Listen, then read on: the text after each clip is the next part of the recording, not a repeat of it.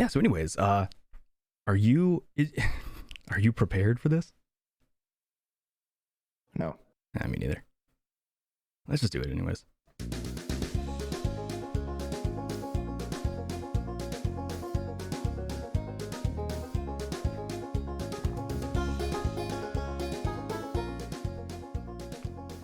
Hello and welcome to this week's episode of the Metacast podcast. That's the podcast that improves itself, improves ourselves, and improves the self in general. My name's Ty, I'm going to be your host, and I'm joined by my strapping co-host, Distance. Tonight we are going to have a conversation about physical readiness, which I like that, like I was just talking to you before we started, I am not 100% sure what your idea was when you submitted this topic. So I've got my own thoughts on what this means, but I'm first wanting to, I guess, understand, what does this mean to you? Before we get into the meat of this discussion, sure. Should I stop doing weird shit on camera so I don't fuck up the intro anymore? Oh no, I don't care, dude. Like, I bet you laugh like the last 3 ones in a row. I think that's a good thing, man. Dude, if we're laughing, we're having fun, man. That's true. It's funny because normally the screens that I'm looking at is my stream, so there's probably like a 5-second delay. But the one screen that I have that's actually on time, I looked over right at the time to catch you do that. So normally, like, I wouldn't have even seen that, but I just happened to look over and see that. It was good though. I enjoyed it. Next time instead of slapping myself in the face, I might just, close it up and, give myself a black eye on camera. Wouldn't that be funny? Like, you could just like watch my eye like bruise in real time. That's actually TOS. Like, that you actually can't do on Twitch. Yeah, self-harm is frowned upon. Yeah. Okay, there will be none of that. Stupid terms of service. Yeah, so I kind of like what I had in mind when I thought about this. Some of it was like in light of some of the other stuff that we're planning on talking about, but really the idea of like physical readiness is not, it just means being equipped for whatever. So, yeah. I mean, that would be you, hell, I don't know, you fall off of a cliff or some shit and you have the ability to be able to grab something and pull yourself back up to safety, or you just have to carry a bunch of shit up a bunch of stairs at work. Okay. And it's like really obnoxious when you do that and you're like winded and you have to sit for a minute and it's like, oh man, like, oh, this sucks. It's not something that like anybody really, or you have to like chase down your kid because they decide to like go crazy and like run halfway across the grocery store and you're trying not to lose them in the mess of people. As kids tend to do. Yeah. Yeah. And you want to be able to like, catch that little kid. So, they don't end up in harm's way or whatever. And then also, situations where, I mean, despite what people may think or what people may say, like we live in a really, really, really safe place. So it's unlikely that, there's situations where somebody may like harm you or try to harm someone around you, but it's nice to be ready for that kind of thing. And what is it? The run, hide, fight thing. Yeah. You need to do.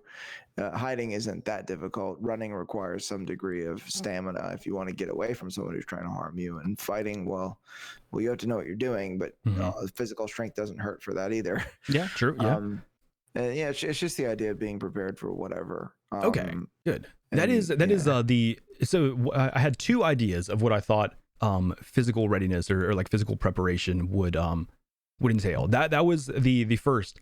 The second was just the idea of being alert in situations, which I guess is like, it could, because of the other topics coming up, it kind of fed into me thinking that could be, because it that doesn't really have to do a lot with your physical fitness level or anything like that. It's just more like being in a steady, like a state of alertness or preparation at all times. Yeah, and I think that'll kind of come with the situational awareness one that we're gonna do. That kind of like is more on that sort of side of things, I think. I agree. Yeah. This is just more being able to be prepared for whatever event you need to kind of be ready for. But that also means just, being in shape. Like, you need to exercise in order to do that. Well, I think that's the big thing is way too often. I mean, of course, I'm a big believer in working out, physical fitness. I think that's like a great hobby, a great pastime, just an important thing in life. But I think way too often people's motivations for doing that may be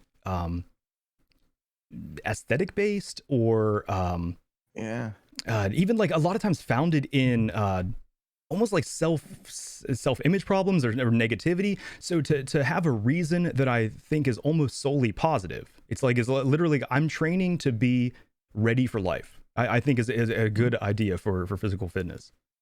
Yeah, like and that could be anything, like even if it's being helpful, like if your neighbor is having problems getting like a refrigerator into their house or whatever, or just needs assistance with anything, it's really nice to be able to help. Like, oh yeah, I'm prepared for this. Yeah, here, let me give you a hand with that. It's nice to have the ability to do that if you can. Yeah. And it's I mean, in most cases, you're going to like the way you look better Do you when guarantee you're prepared for things.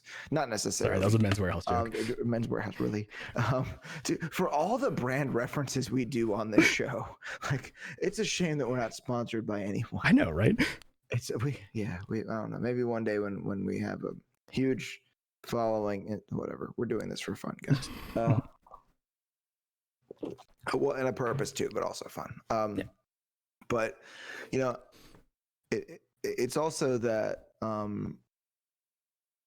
think people forget sometimes that, well, on the subject of the aesthetic purposes, I think people forget sometimes that there's a reason to be in the gym other than wanting to like look like a magazine cover. And that's another thing. Like if you look at athletes, particularly fighters, actually, a lot of mixed martial arts fighters that you look at that don't seem like they have great conditioning. Well, there's one fighter, his name was Cabbage Carrera. Okay. I do not think that Cabbage was his real first name, but Cabbage looked like kind of soft, like he had a reasonable amount of like subcutaneous body fat, and he wasn't like jacked, but that dude had stamina. I mean, he could stand and he could fight round after round after round. Yeah, I do see an image. Yeah, he doesn't look like extremely good conditioning or anything. I think he was part Samoan, so I mean, there's probably some good genetics there too. He's from Hawaii, but I don't know how much Polynesian like blood he has in him, but I mean that helps, I'm sure. But there's a lot of times where people don't realize that you're not going to necessarily like look like you're some kind of magazine cover or whatever. And that's another thing that drives me up the wall, is that I don't know what it's because of, but there's a lot of this image or this conception that people have that if you going to the gym, they have this like lunatic in their mind, like this person like is working out like 2.5 hours a day 5 days a week, and going crazy with their nutrition, and they never have cheat days at all. And they, of course, the other thing is that you've got people that have leaned up, like carb cut and then carb loaded and then gotten dehydrated and had perfect lighting and had someone alter the photos to look like ridiculously good that people don't understand. Have you ever seen the YouTube channel Buff Dudes? Yeah, of course. Yeah. There's one video, I forget which one of the guys it was, but he actually showed you all the stuff he did before he did like this photo shoot. Yeah, I've seen a few videos like that. I think he even made it clear, like, look, I'm gonna be pretty unhealthy when I'm on this camera. Like when people are like not on it, but in front of the camera. Yeah. So it's like he makes people understand, like, this is not sustainable. This isn't something that you can just walk around looking like. Yeah. And to me, like, I read the subtext of you shouldn't feel bad if you don't look like this walking around. Yes. Yeah. I think that, well, I mean, we're kind of sold that I mean, the reason why it's on magazine covers and everything, we're sold that image. And I think you compare yourself to that. If you don't look like that, you're like, well, what's wrong with me? Why don't I? And that's where I think you seem like refreshed with the idea that it's that this isn't some like superficial thing or some kind of you should look like this thing that we're necessarily talking about. Mhm. And I mean, the big reason why is because the fitness industry is a thing. A lot And of money in it. Yeah. yeah, and there's a lot of stuff that people fail to realize. Like a lot of the people that you see that have really, really good physical conditioning that are able to do like a lot of things and be prepared for whatever may happen. Mhm. A lot of them don't look like jacked or buff or shredded. I Yep. mean, did you see there's a scene in the Expendables where Sylvester Stallone has to run and it looks very awkward. In like, okay, I'm gonna be honest. I don't know if I've ever seen an Expendables movie. I know You that there's like haven't seen 3 The at this time. I don't think Expendables? I've seen a single one. No. It was like that was the first one, I think. But when you watch somebody that's built like he is in that movie Run, you can just tell like I don't think he can do that for very long. Yeah. Yeah. And it's also not really because most bodybuilders, like I worked with a guy that at work, like we had like collared like polo shirts, Mhm. and this dude was really, really buff and he lifted weights a lot, but the back of his collar, he'd reach to maybe like the base of his skull, like behind his head, Mhm. and then he'd be like, like he would like strain. He couldn't move his arm like because his deltoids were too big and his Mhm. lats were too big, and he couldn't get to. So you'd have to like fix the back of his collar for him if you ever worked with the guy, That's funny. because he couldn't. And that's something that I don't think a lot of people realize is that the amount of food that these competition bodybuilders have to eat was 10-15,000 calories a Yeah. day, and that's just that's not sustainable. And that's even less than strongman. Like, oh yeah, and the strongman, what is it, like 20 or 30? yeah, there's a video of Eddie Hall doing like a 20,000 calorie diet. Jesus. Did you see it's what's his name, the Midwest, Brian Shaw? Yeah. Yeah. He ate like a 12-pound burrito or some shit. Yeah. I'm sure. Yeah. Like what's meant to be like a challenge meal. And he's just like, oh yeah, it's fine. Yeah. That's lunch. And like I'm not saying that I don't think that it's cool or it's a interesting spectacle to look at bodybuilders. It's interesting. It's I think it's intriguing awesome. Yeah. these people are, for all intents and purposes, I mean, they're freaks. Like, yeah. I was well, I think it's the same with your like idea with riding a certain length on a bicycle. It is really cool to see the human body pushed to its limits, and I think that is what bodybuilding is in a certain sense. Mm-hmm. And I mean, like, if you look at the Tour de France is actually one of the most unhealthy things you can put your body through. Mm-hmm. Like, those people are like half dead by the end of it. They're like emaciated, and it's not a pleasant thing what they're doing. I'm sure, yeah. It's not there. And it's funny, like there's actually a lot of health problems endurance athletes end up having later on in life that people don't realize. Mm-hmm. Like, I mean, because you're really wearing out your body. Yeah, you're putting it through a lot. When you go through a lot of physical stress like that, I mean, your immune system, everything like it deteriorates, right? Like you're putting yourself in a very weak physical condition. Well, it's a weird way to say it. Like you're in good physical condition, but then when you strain yourself, you end up being very, very frail. So there's kind of that. Oh, here we go. Back we go again to the balance theme. Yeah. That there's a way that you can be ready and you can be able to perform tasks that may be necessary along the course of your existence without having to be unbelievably jacked. And that I don't really compare myself to, because it's like with anything, it's nice to have someone to kind of look up to in whatever thing it is that you do, but recognizing that person's just like, that's what they do. I mean, that's their job, and recognizing that it's also somewhat unattainable for most people, and that's kind of what makes it so interesting. Exactly. Yes. If everyone could do it, it wouldn't be special. True. Yeah. And one thing, just on the subject of staying in shape, one thing that's important, I think, is not letting things stay messy, because cleaning things up requires energy. Yeah, that is true. Yeah. And that to me is like one way to combat like, being sedentary, is to, clean up things and, like tidy up the apartment and, clean the bathroom and all that stuff, and, straighten up this thing or whatever. I do think it's a very important point of just like talking about physical readiness or the idea makes you feel like you were saying, the examples you gave, being ready to catch yourself if you were starting to slide down a cliff, things like that is actual, like, takes more physical effort than I think most people put out in their day-to-day life. But I'm just surprised the number of people I run into that are not even physically able to do the sedentary, normal day-to-day things that a lot of us take for granted. It's not because of like an actual handicap or something. It's just because someone has not cared about their physical well-being enough to and let it go to a certain point. Like I worked with someone who brought a case of water bottles to work that they wanted to keep at their desk, and literally could not carry the case of water bottles from their car inside. Had to get another employee to go out to their car to carry a case of water. And it's like, that is like, to me, it's, again, it's not like in a disrespectful way, but it's like, if you like, you can't even, if you desire to have water bottles at work, it would be nice to be able to do that yourself without having to rely on someone else to do that for you. And that to me is like, that's not a feat of strength. That is just a normal day-to-day thing of like, all right, here's, what's a case of water bottles weigh? Probably 10 pounds, something like that, maybe.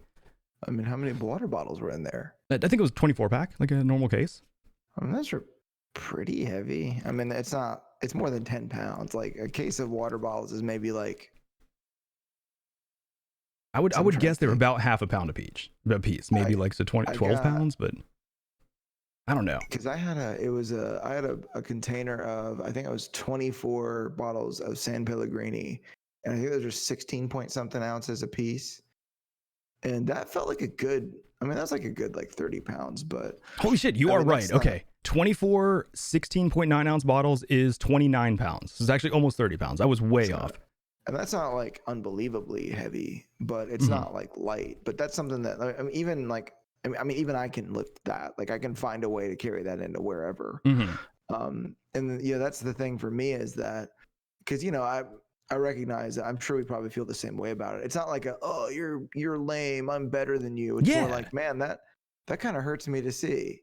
Like there's exactly. Yeah. It's not a judgment thing. It's like, I feel that it's like unfortunate for that person. It's like, that sucks. You want something done and you can't do it yourself. Yeah.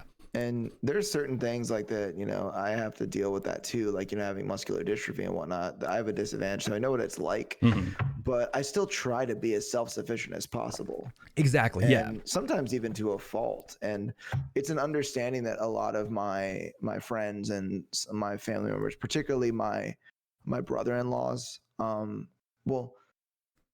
of my brother-in-laws is just like he's just a really helpful dude. He's just like a useful guy. Like he just does stuff.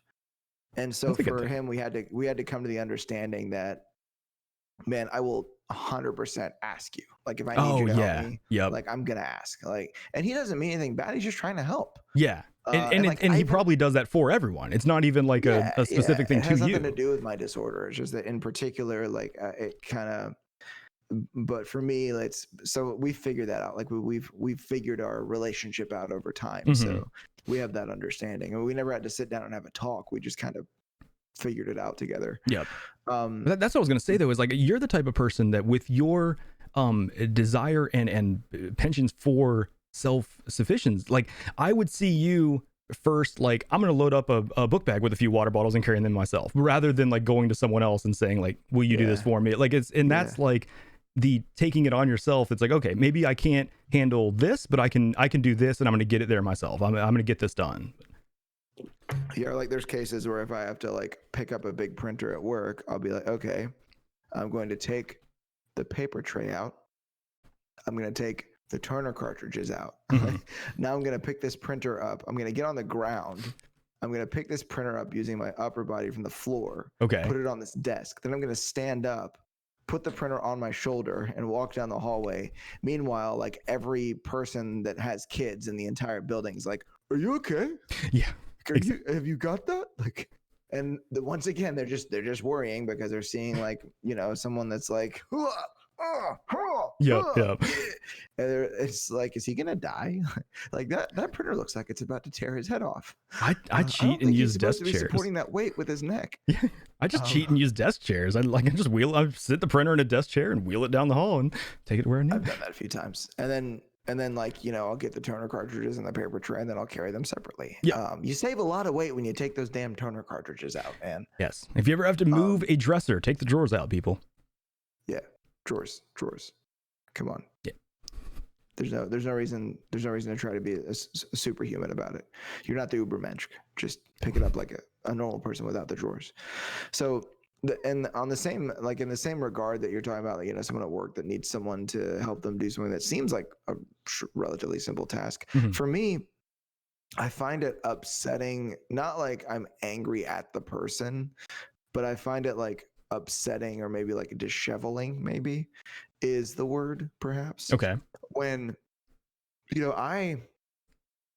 me having the physical difficulties that I have, it upsets me. Like it hurts to see someone who doesn't have the same limitations of skeletal muscles, more or less taking for granted the fact that they don't have those problems. And sometimes I'm in better shape than those people. Yeah. And a lot of the times, like the lack of belief that people have in themselves, like you can't make somebody. You can try to be an example, and I'll try to be encouraging, but there's only so much you can do. It's like, a lady I work with, she doesn't work with us anymore, but she's in her mid to late 40s. She said something about a triathlon. She's like, I couldn't do that. And we've talked about this exact idea before. Like, no, you can't do that right now. Yep. Like you can't just like get up and go do. And she was talking about doing like a half Ironman, which is that's an attainable goal. Yeah. And I was like, no, you definitely could. Like you 100% could. And I'm trying to be like, look, I can barely climb stairs half the time, but I did this thing. Yep. So hey, encouragement. And then it's like, nah, I just can't. Like, okay, fine. What's it like with anything? I'm not gonna fight you.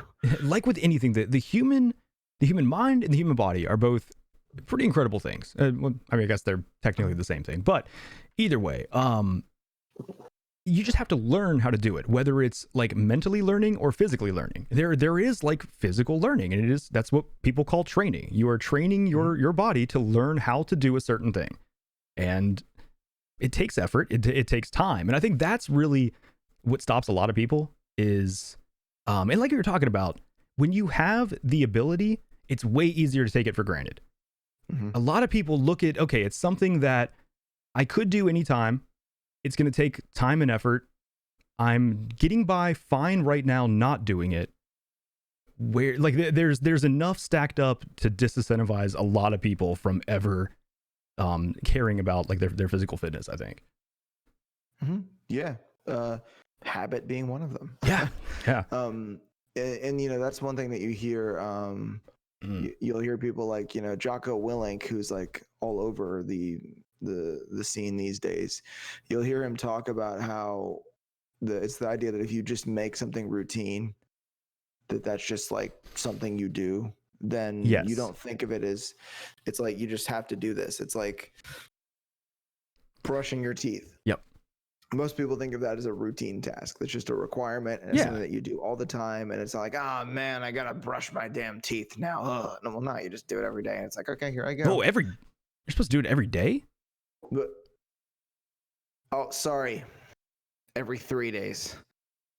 Silly okay, me. thank you. Yeah, that sounds better. This explains so much. Could you not breathe into the mic so hard, please?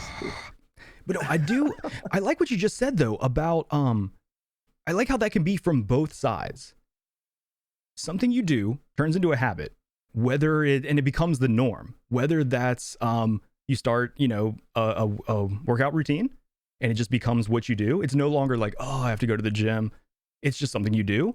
Or on the other side of that, when the norm, when the norm is to be very out of shape, it becomes incredibly easy not to care about that and never have any incentive to change it, because it's like, well, you're the average. Yeah. And that kind of goes back to the episode that we talked about on comparing yourself with others, that there's actually situations in which it might be beneficial for you to do that, as long as there's some sort of discernment taken with comparing yourself. Yeah. And it's and yeah, it was because I've sort of been exploring this idea that I a lot of the time require a frustrating amount of recovery time Mm, when I mhm. work out. I remember like after I did that Century event, like so you run, sorry, I Mhm. can't run. You ride a road bike 100 miles, and then I did that like was 11 and a half hours, and then it was like there were like 3 or 4 days after that where I was like, I'm sure, I mean, yeah. because I'd put myself through a lot, and I was actually exploring the idea of working out, like just doing a really intense workout, like weightlifting, resistance training type stuff. During that recovery Um, period? What? Hold on. huh?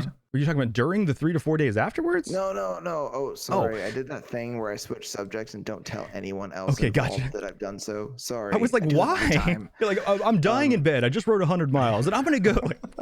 dude, I really couldn't sleep that night. I'm sure, dude. Um, it was bad. Well, also because like I took some little like gummy energy blocks that had caffeine in them. So the last like 25 miles of that event, I ingested 250 milligrams of caffeine.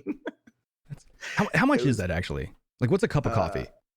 I think a cup of coffee is 80 if Oh, it's okay. a 12-ounce cup, 80 milligrams of coffee It's or like 80 milligrams of caffeine, I think. like 3 mugs of coffee. Um, Yeah, geez. Okay. yeah, and that was in like 2.5 hours. But yeah, it's like I've been thinking about, because it takes me so long to recover. I've thought about doing like one really intense workout in the middle of the week, and then just like letting myself recover the rest of Mm. it. I started to do some research. I got on a couple of forums, and You're doing like um, a full body, basically? yeah, Okay. yeah. And well, one of the people on one of the forums, like it was like a Q&A thing. He was like, "Well, it depends what you mean by in shape. If you can Yeah, say, that is a subjective um, thing. if you." And so I think that a lot of people think that if you're not gonna look like, what 1970 whatever Arnold Schwarzenegger, Mm. that there's just no freaking point in going to the gym, and that's just Yeah. not the case. Look back at Um, our episode, or I guess it was my episode on perfectionism. There's a reason to do things without having to be perfect. Like just yeah, doing something for the sake of doing it and for the benefits you know it's going to bring you. You don't need to be like, in some elite level of everything you do. yeah, yeah, that's true. Like, and I think that so I kind of come back to. So it's funny because like even though like firearms and like handguns are sort of part of my life, they're something that I do. I always feel hesitant to talk about them because it can be so contentious. Oh, just because it's like yeah, like a controversial topic, I guess, or whatever. Yeah. Yeah, and I mean, there's certain situations where it's like, regardless of anybody's like ideas or political leanings, like that. For me, it's like if I'm going to use that tool, and that's essentially what it is. Mhm. That if I'm going to use that tool in the unlikely event that it's actually required, I need to be as proficient with it as possible. Yeah. So, at this point, I intend to do a bunch of like different training courses and different things, like learning proficiency from different positions and things like that. And Plus, if not to nothing mention, shooting's else, just fun. and if nothing else, yeah, it is fun. Yeah. Yeah. If nothing else, it'll just be for fun. Yeah. I mean, you're still But it's one enjoying of what those you're things. doing. Yeah. Yeah. It's one of those things where, I recognize that I need to be proficient with it if I'm going to have one, Mhm. because it makes me dangerous if I'm not. Exactly. Um, Yes. and that I recognize I'm not going to be some like, badass Army Ranger operator guy or whatever, like Not with some that people. attitude. Well, I mean, and I roll my eyes when I see gun advertisements where it's like this dude, like, jumping out of a fucking helicopter, like in his, flak vest and his Kevlar helmet. And he Yeah. gets out his Smith & Wesson M&P and just like pop, pop, pop, pop. And like, smokes the tangos off the camera or whatever. And I'm like, oh my God, like, is this really what you're selling people? The advertisement I'm picturing in my mind is a lot like the Pepsi Max advertisement we watched a long time ago. Yeah, Like that's really exactly what I'm is. seeing. Like, It's like, like wrestle a bobcat to the ground and then like punch a snake, it explodes. Yeah. yeah. Headbutt a mountain and it like collapses. Yeah, it's like and it cracks me up because like I Mhm. recognize I'm not gonna be that guy Yeah. or that person really. And it's like that with anything. But you know, it's funny. So we've got Lee and Chad is actually talking about athletics. So we're actually not talking about sports necessarily. Yeah, I mean, there are But his certain body idea does types. apply though. How it's like, Yeah, to some degree. I mean, yeah. certain body types are better at doing certain things. Like if you're talking about being prepared for a certain situation, maybe someone's going to be better at hiking up 8 flights of stairs, Mhm. and someone else may be more useful at helping someone carry some heavy stuff inside or like move a desk or something. Yep. So yeah, that is true. But we're sports are part of, I guess, if you want to participate in them, you know, like that there's something that can help you be physically like ready for whatever situation occurs, be it dealing with something hostile or running Mhm. away from something scary or helping somebody out with something. Well, they can be a Um, fun way to work towards physical readiness. I yeah, mean, that's it is a way to true. I get in mean, shape that because is like a lot, some people enjoy. yeah, and some people get bored with like CrossFit or Yeah. aerobics Yeah. or yoga or weightlifting. So it's better that if you want to play like, you know, like American football or you want Mhm. to play British football.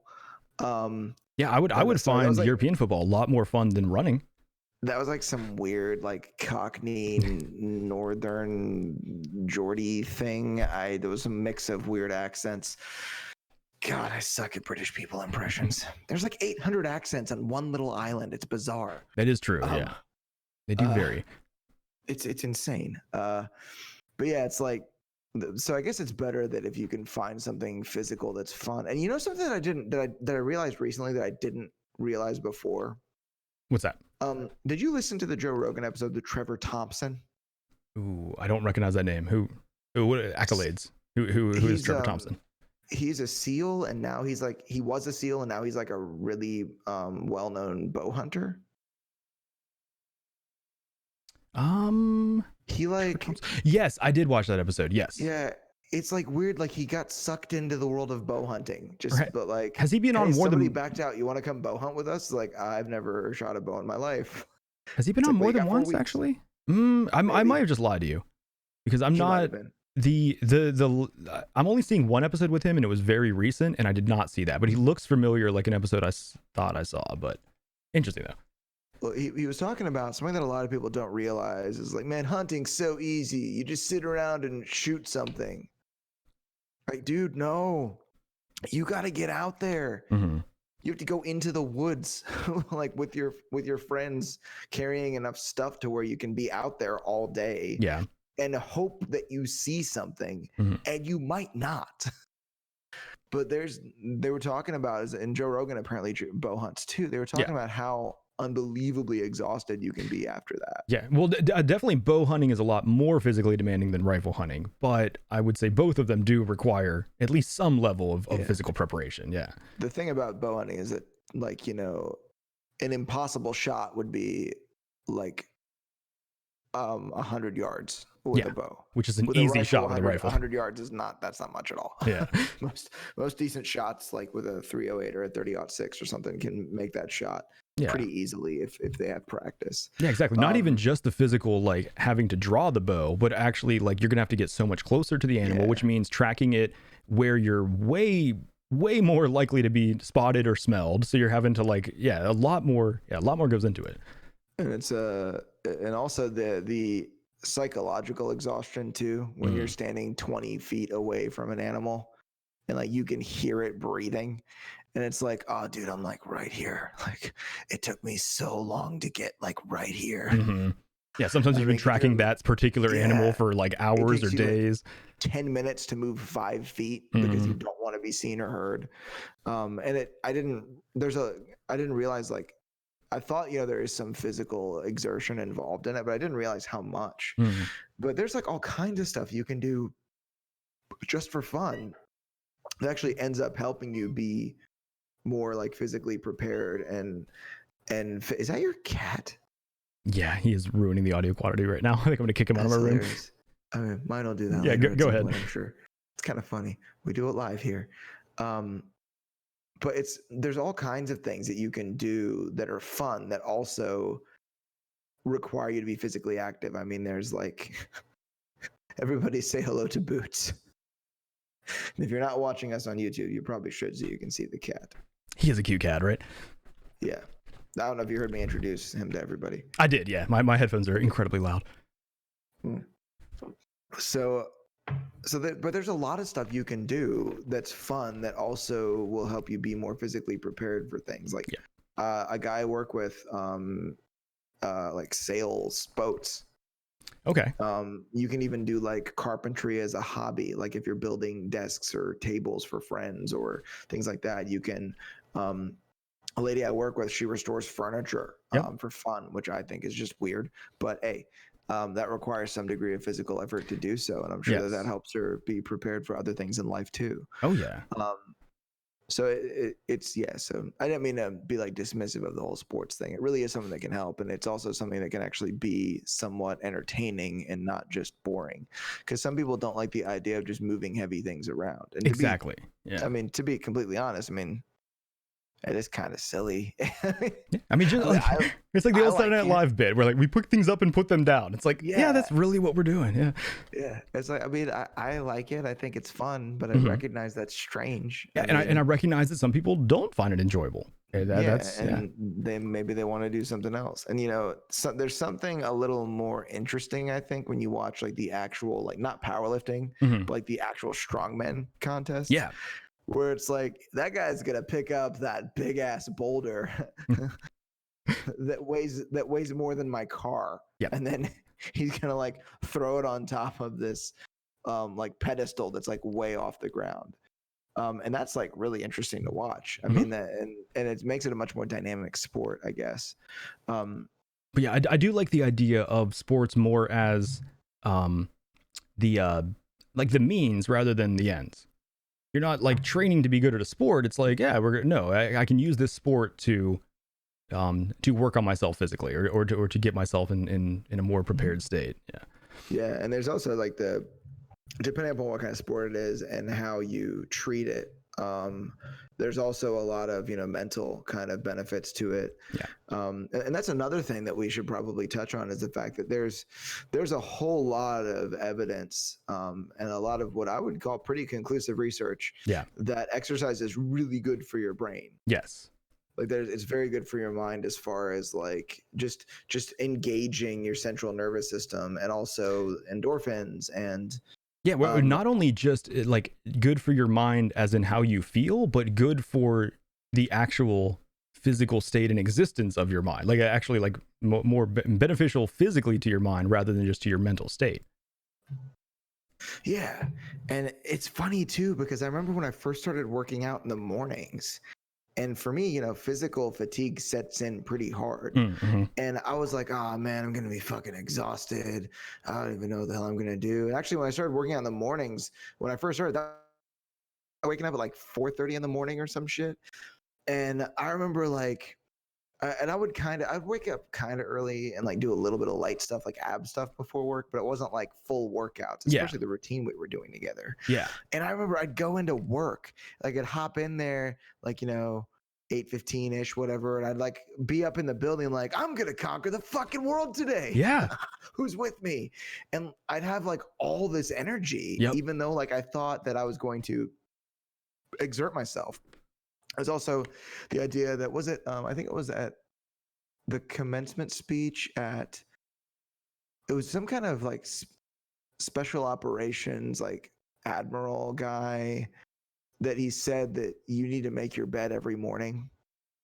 I do remember that. Yeah. It like, that's the one thing you've done, you know, you've accomplished one thing no matter what. And that's kind of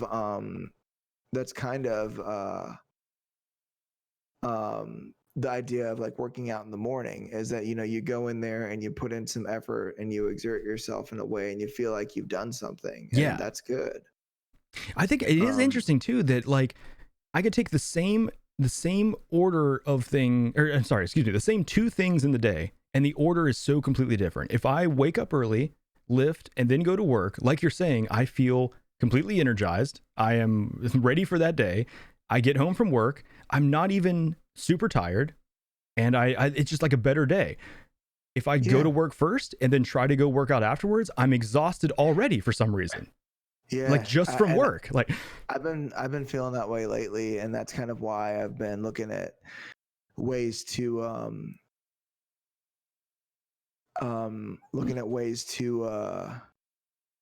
to sort of squeeze that in the morning however I can, because at the end of the day I'm like, ugh, like I'm not into it at all. And oh wait, hold on, Lee. Let us address chat again. Which thing, Jordan Peterson? Was it the making your bed thing? Well, was that the set your house in perfect order thing? Yeah, see, that's I think what he might be thinking of, because the quote that I found is William H. McRaven, and it's if you want to change the world, start off by making your bed. If you make your bed every morning, you will have accomplished the first task of the day. It will give you a small sense of pride, and it will encourage you to do another task and another and another. And by the end of the day, that one task completed will have turned into many tasks completed. Making your bed will also reinforce the fact that the little things in life matter. If you can't do the little things right, you'll never be able to do the big things right. And if by chance you have a miserable day, you will come home to a bed that is made, that you made. And a made bed gives you encouragement that tomorrow will be better. Which is like, I mean, kind of deep for just making a bed, but I feel like I agree with all of that. You know, it is like, it's you know, in one hand, it's just making your bed. But on the other hand, everything that you said there, I think is true. Yeah, agreed. I mean, it is a bit like, you know, kind of deep for making a bed, but it's like you can make anything deep, and everything is somewhat deeper than it is. Oh, that's deep. Right. But not deeper than it has to be. Just deep enough. But yeah, it's the idea that something has sort of like gotten done. And so that's another thing, is that you will, by doing the activities that would make you feel that, actually the activities that would make you physically prepared, you feel mentally prepared. Yeah. That the idea is that you have some confidence about that you know that, you know, sometimes if something happens that requires somebody to do, like, well, you know what I think of though with the thing with with working out in the morning. What's that? Did you ever see, I think it was a National Guard commercial where it's a lady at her desk and someone comes over, like throws some papers on her desk. This report for that customer done by this time. There's a meeting with such and such. Can you handle that?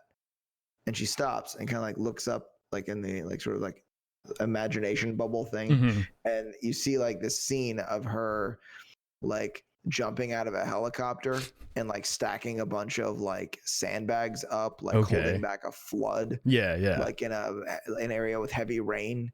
And, you know, then she's like, you know, carrying people like to safety, like in like this like raging like current of water that's like sweeping people away, like saving people's babies and shit. And then it goes back to the scene in the office and she's like, yeah, I think I can handle that. Yeah, I think I got it. Yeah, and like that's kind of something that it makes me think of, is that you're at work and you've like done this difficult thing at the beginning of the day, like put some stress on your body. And it's like that's kind of like, oh yeah, I can handle whatever, and that's really cool. But you know, there's confidence that comes along with knowing that you're physically ready, I think. The funny thing is, that commercial reversed is kind of the McRaven quote.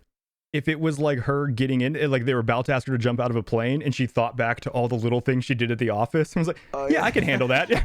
It's like, I mean, hey, I made my bed. Yeah, so I did a lot of little shit. Yeah, I got this. Yeah. I moved the breadcrumbs off of the dinner table from last night. Like, I'm ready. This.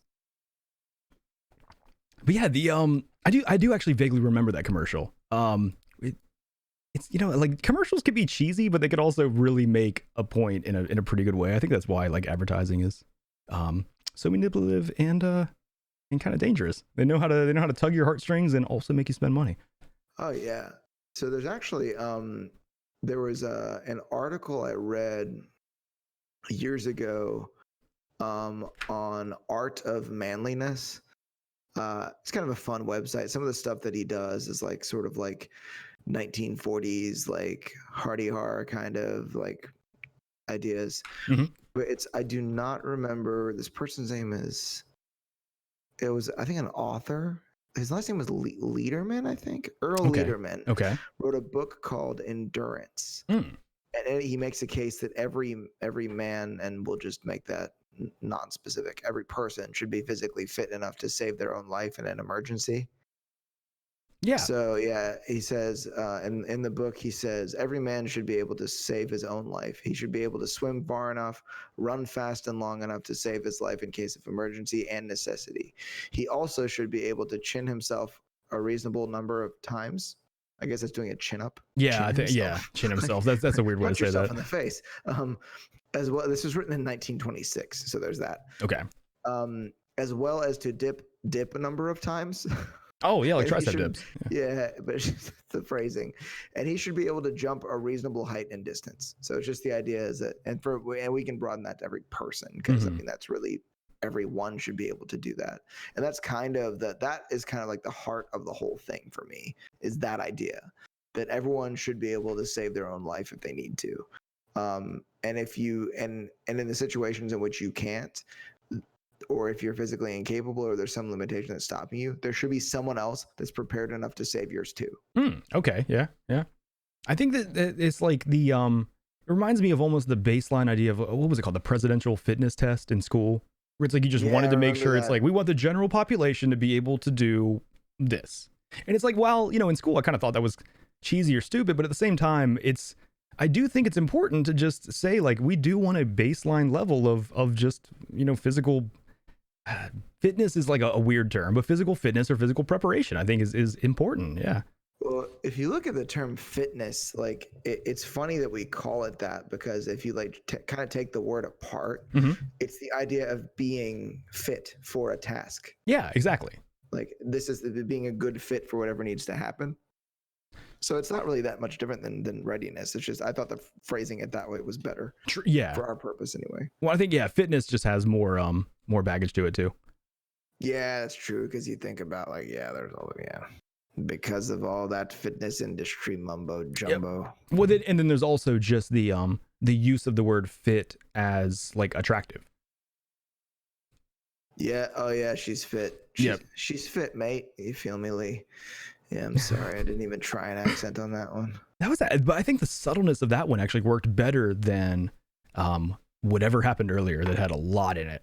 That was a big accent. Was bad. Yeah. So, what in your mind, what is the best thing that someone can do to get started if they've realized that they have completely neglected physical preparation?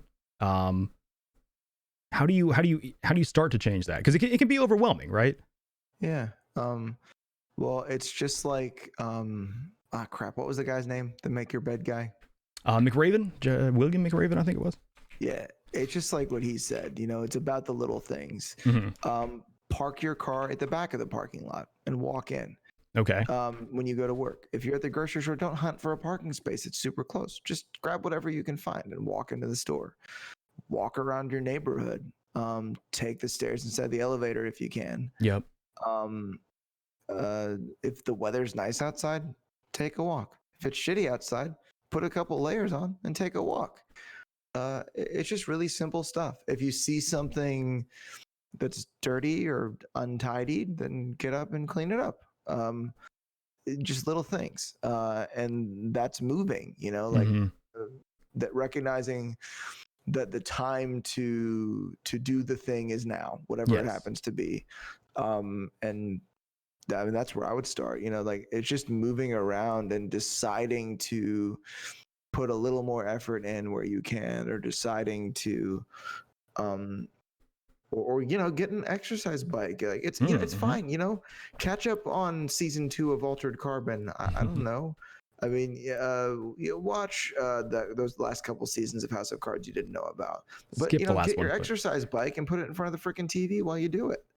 I like that the first point. I mean, eventually we got to what would be actual like exercise, like time designated simply for the sake of exercise. But I like how the first steps are not something where it involves changing your habits or like that much to where, oh, I'm going to set aside time now to do. It's like, no, let's just take the things you do in your normal day-to-day life and incorporate our physicality a little bit more.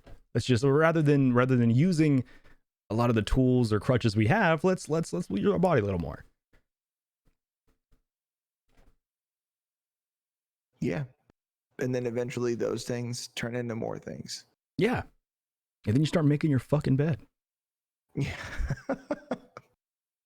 Dude, I'm glad my bed. Oh, it doesn't even show that well in the 4x3 frames. It's not that bad, but I was worried as we were talking about that. I was like, is my bed made?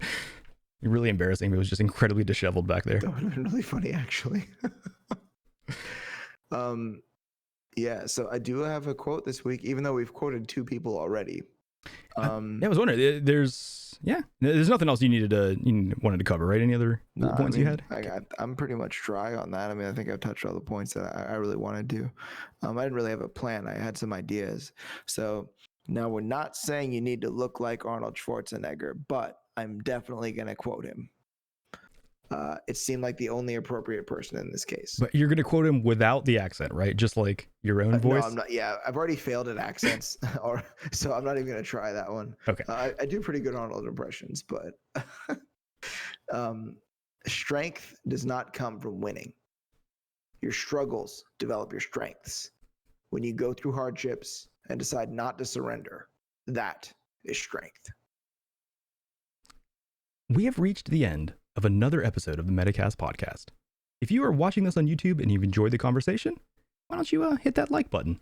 Maybe subscribe to keep up to date with what we're doing, and drop a comment below and tell me what you do to ensure that you are physically prepared. If you're interested in further taking part in the conversation or even possibly joining us as a guest on a future episode, you can join our Discord. The link is in the description down below. And we will be live again next week, Wednesday at 7:30 p.m. Eastern Standard Time on twitch.tv/TylerTV. Thank you all for listening, and I hope everyone has a great week.